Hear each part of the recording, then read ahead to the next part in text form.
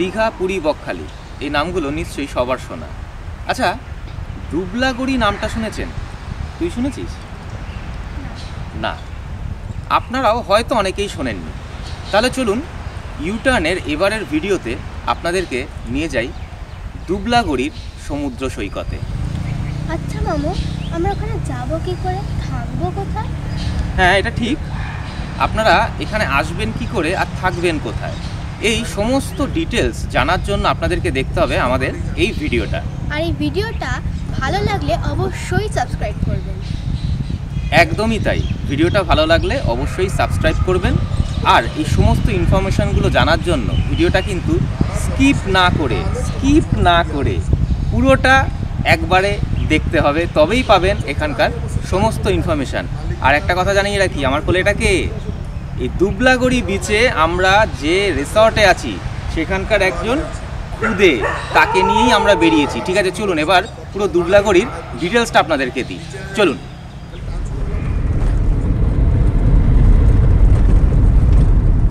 দুবলাগড়ি সমুদ্র সৈকতে আসার উপায় দুটো, ট্রেন অথবা গাড়ি। গাড়িতে এলে জিপিএস ফলো করে খুব সহজেই পৌঁছে যাবেন দুবলাগড়িতে। কলকাতা থেকে 255 কিলোমিটার পথ, আসতে হবে বালাসোর হয়ে।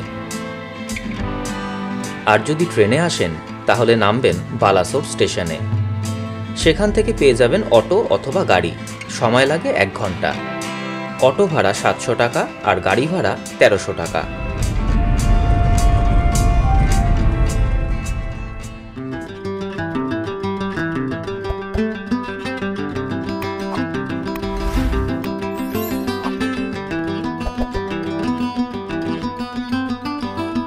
দুবলাগড়ি বঙ্গোপসাগর মহাসাগরের তীরে উড়িষ্যার উপকূলের এক অপরিচিত সমুদ্র সৈকত। দীঘা বা পুরীর মতন মানুষের ভিড় চোখে না পড়লেও প্রাকৃতিক সৌন্দর্যে অনেকটাই এগিয়ে, যেখানে ইট সিমেন্টের বদলে ঝাউবন আর ঝিনুকে ভরা এক টুকরো স্বর্গ আপনাকে মুগ্ধ করবে।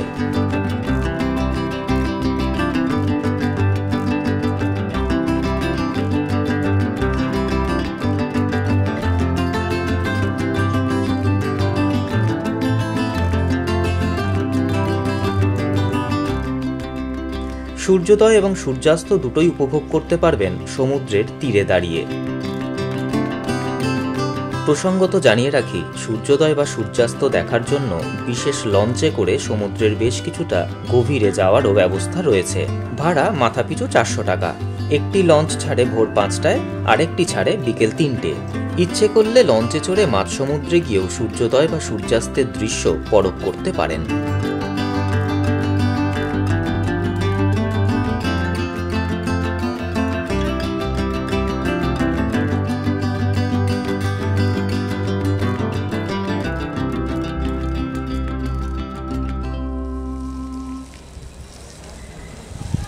একদমই তাই, একবার যদি আপনারা দুবলাগড়ি বিচে আসেন, সত্যি আপনারা এই জায়গাটাকে ভালোবেসে ফেলবেন। তবে শুধু ঘুরলেই তো হবে না, থাকতে হবে। তা আমরা থাকবোটা কোথায়? চলুন এবার তাহলে একটু ঘুরে দেখাই একটু থাকার জায়গাগুলো, কোথায় কোথায় কী কী রিসর্ট আছে, কোনটা সব থেকে ভালো। চলুন।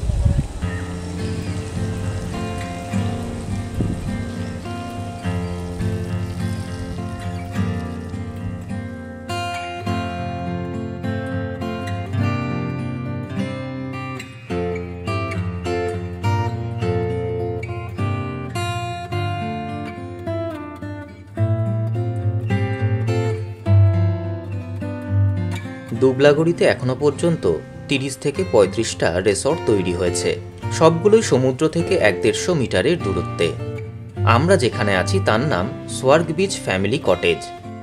সমুদ্র সৈকত থেকে মাত্র 100 মিটার দূরে পরিষ্কার পরিচ্ছন্ন এই কটেজ।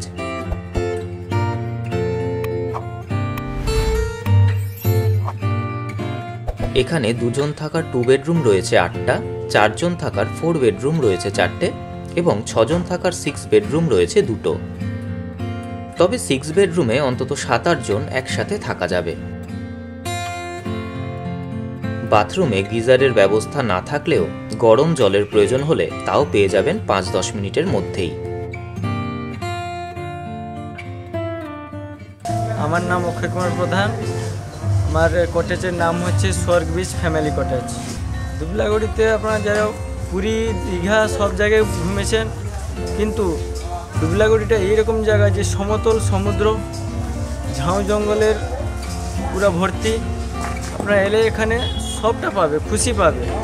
আপনারা যদি কার করে আসেন তাহলে ডাইরেক্ট লোকেশনে আসবেন, আর যদি ট্রেন থেকে আসেন বালেশ্বর স্টেশনে নামবে। যদি 2-4 জন থাকে অটো চাইবেন, অটো আমরা যদি ব্যবস্থা করে দেব। ভাড়া কত? ভাড়া ওটা 700 টাকা নেবে, ওটা চার্জ আপনাদের।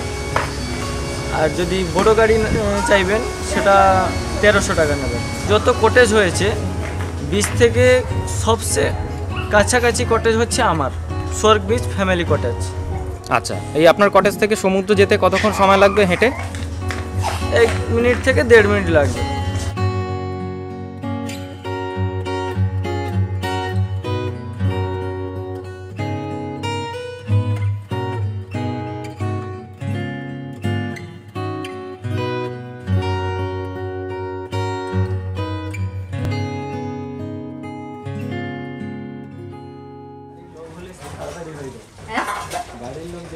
এবার আসি খাওয়া দাওয়ায়।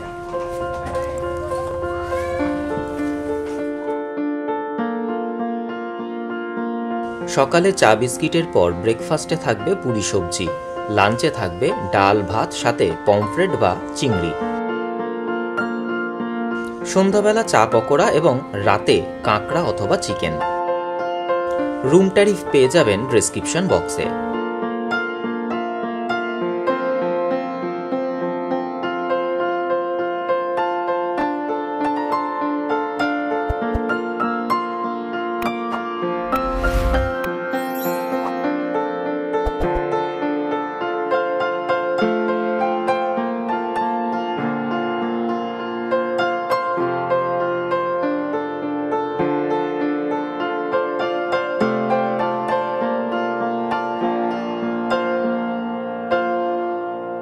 ভ্রমণপ্রিয় মানুষের কাছে দুবলাগড়ি ধীরে ধীরে জনপ্রিয় হয়ে উঠছে।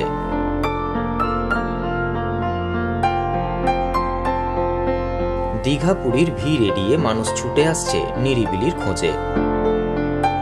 ঝাউবন, বালি আর বঙ্গোপসাগরের অথই জলরাশি পলকে পলকে স্বাদ দেবে নির্জনতা ও এক অদ্ভুত একাকিত্বের। তাই পরিবার বা বন্ধুবান্ধব নিয়ে সপ্তাহের 1-2 দিন কাটানোর শ্রেষ্ঠ জায়গা হিসেবে বেছে নিতেই পারেন বঙ্গোপসাগরের তীরে জনমানবহীন এই দুবলাগড়িকে।